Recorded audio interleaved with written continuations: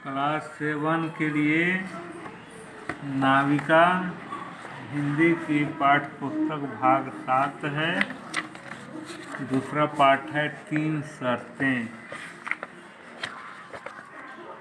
आत्मकथात्मक शैली में लिखा गया प्रस्तुत पाठ एक ऐसे मजबूर बच्चे की कहानी है जो भीख नहीं मांगना चाहता, पर परिस्थितियां उसे इतना विवश कर देती हैं कि न चाहते हुए भी उसे हाथ पसारना पड़ता है। लेखक ने इस समस्या का हल विलक्षण सोच से देकर न केवल उसे भिखारीपन की दलदल से उबारा, बल्कि फिर से प्रतिष्ठित जीवन जीने का हौसला भी दिया। भीख मांगना अच्छी बात नहीं होती है ना? सच कहा जाए तो मुझे भी अच्छा नहीं लगता था भीख मांगना, पर क्या करता, मजबूरी थी। आखिर पेट तो भरना ही पड़ता है ना। बात तब की है जब मैं 8 वर्ष का था। अपनी अम्मा के साथ झोपड़ी में रहता था। मेरे बापू नहीं थे। अम्मा से सुना था कि जब मैं 2 वर्ष का था तो बापू बहुत बीमार हो गए थे। उसी बीमारी की वजह से वे चल बसे।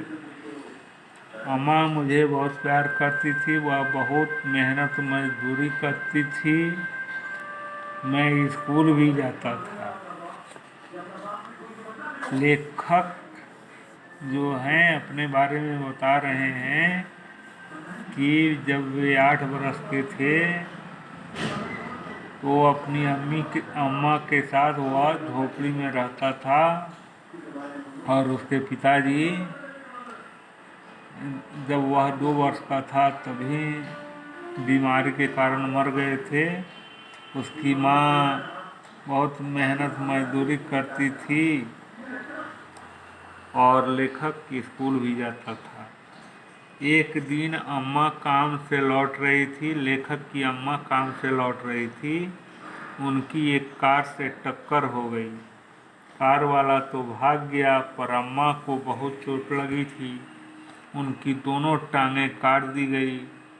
इस हादसे ने मेरा जीवन बदल दिया। बस तब से मुझे भीख मांगनी पड़ी। मेरा स्कूल जाना भी छूट गया था। भीख मांगना मुझे जरा भी अच्छा नहीं लगता था। पहले पहले तो शर्म भी बहुत आती थी। कभी कोई डांट देता तो रोता भी बहुत था। किसी को स्कूल जाते देखता तो रोना आता।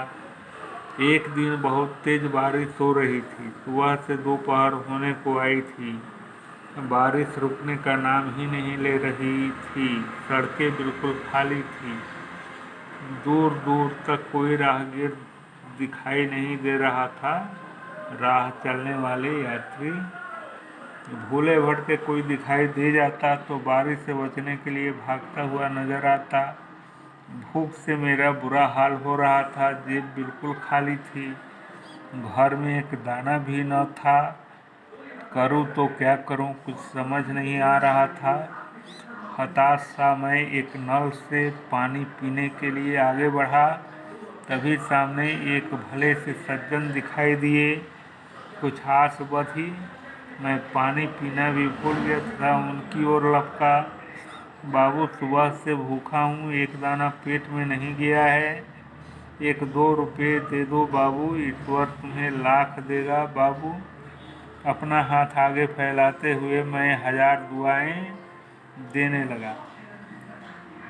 बाबू बारिश में भीगते हुए रुके। लेखक को ऊपर से नीचे तक निहारा और बोले, 1-2 रुपये से पेट भर जाएगा? पेट पर हाथ फेरते हुए लेखक बोला, हाँ बाबू, चने इतने तो मिल ही जाएंगे कि पेट भर जाएगा। कुछ दे दो बाबू।